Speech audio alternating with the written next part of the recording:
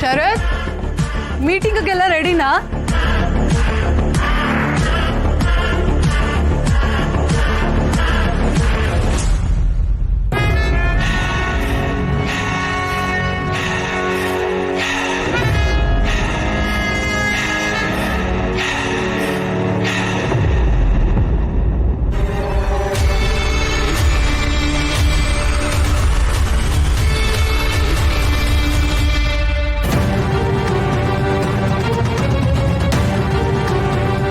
ಮಾಯಾ ಅದನ್ನ ಮುಟ್ಬೇಡ. ಶರತ್ ಅಲ್ಲ, ಶರತ್ ವಸ್ತುಗಳನ್ನ ಮುಟ್ಟಿದ್ರು ನನಗೆ ತುಂಬಾ ಕೋಪ ಬರುತ್ತೆ. ನಾನಿಲ್ಲಿ ಸಿಕ್ಕಾಕೊಂಡಿರೋದು ಯಾರಿಗೂ ಗೊತ್ತಿಲ್ಲ. ಶರತ್ ಮತ್ತೆ ಹಿತನ್ ಲೈಫಿಂದ ಈ ಮಾಯನ ದೂರ ಮಾಡ್ತಾ ಇದ್ರೆ ನನ್ನ ಆತ್ಮಕ್ಕೆ ಯಾವತ್ತೂ ಶಾಂತಿ ಸಿಗಲ್ಲ. ಇವಳನ್ನ ಎಲ್ಲರೂ ಲೈಫಿಂದ ದೂರ ಮಾಡ್ತಾ ಇದ್ರೆ ನನ್ನ ಆತ್ಮಕ್ಕೆ ಮುಕ್ತಿ ಸಿಗ್ತೆ ನಾನು ಅಂತರಾತ್ಮ ಹಾಗೆ ಉಳ್ಕೊಂಡ್ಬಿಡ್ತೀನಿ.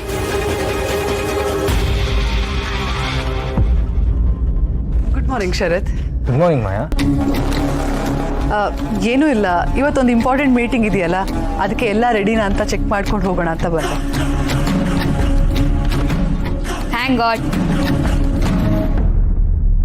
ಅಣ್ಣ ನೀನಿನ್ನೂ ಇಲ್ಲೇ ಇದೆಯಾ? ಯಾಕೆ ಶಾನ್ವಿ ಹೀಗೆ ಓಡ್ಕೊಂಬರ್ತಾ ಇದೆಯಾ? ಏನಾಯ್ತು? ಅಣ್ಣ ನೀನು ಇವತ್ತು ಎಲ್ಲೂ ಹೋಗೋಗಿಲ್ಲ. ಬಟ್ ಶಾನ್ವಿ, ಇವತ್ತು ತುಂಬಾ ಇಂಪಾರ್ಟೆಂಟ್ ಮೀಟಿಂಗ್ ಇದೆ, ಅಟೆಂಡ್ ಮಾಡಲೇಬೇಕು. ಅಣ್ಣ ಇವತ್ತು ಹಿತಾದು ಎಷ್ಟೇ, ನೀನು ಅವಳ ಜೊತೆ ಇರಲ್ವಾ?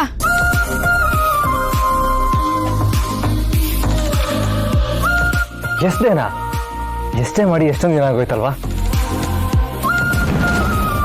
ಬಟ್ ಶಾನ್ವಿ, ನಾನು ಜಾಯಿನ್ ಆಗೋದು ಹಿತಾಗೆ ಇಷ್ಟ ಆಗುತ್ತೋ ಇಲ್ವೋ?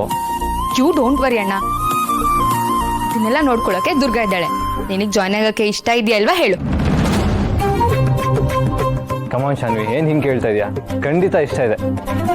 ಇಂಥ ಚಾನ್ಸ್ನ ಯಾರು ಮಿಸ್ ಮಾಡ್ಕೋತಾರೆ ಹೇಳು? ಬಟ್ ಶರತ್, ಮೀಟಿಂಗ್ ತುಂಬಾ ಇಂಪಾರ್ಟೆಂಟ್ ಇದೆಯಲ್ವಾ? ಸಾರಿ ಮಾಯಾ, ಹಿತಾ ಮುಂದೆ ನನಗೆ ಯಾವ ಮೀಟಿಂಗು ಇಂಪಾರ್ಟೆಂಟ್ ಅಲ್ಲ. ಕರೆಕ್ಟ್ ಅಲ್ವಾ? ನಡಿ. ಏಯ್ ಶಾನ್ವಿ, ಹಿತಾ ನನ್ನ ಆಕ್ಸೆಪ್ಟ್ ಮಾಡ್ಕೊಳ್ತಾಳ? Are you sure? ಅಣ್ಣ ನೀನ್ ಬಾ, ದುರ್ಗಾ ಇದ್ದಾಳೆ ಅಲ್ವಾ, ಅವಳು ನೋಡ್ಕೊಂತಾಳೆ. ಸೊ ಗೈಸ್, ನಾನು ಕೂಡ ನಿಮ್ಮನ್ನ ಜಾಯಿನ್ ಆಗ್ತೀನಿ.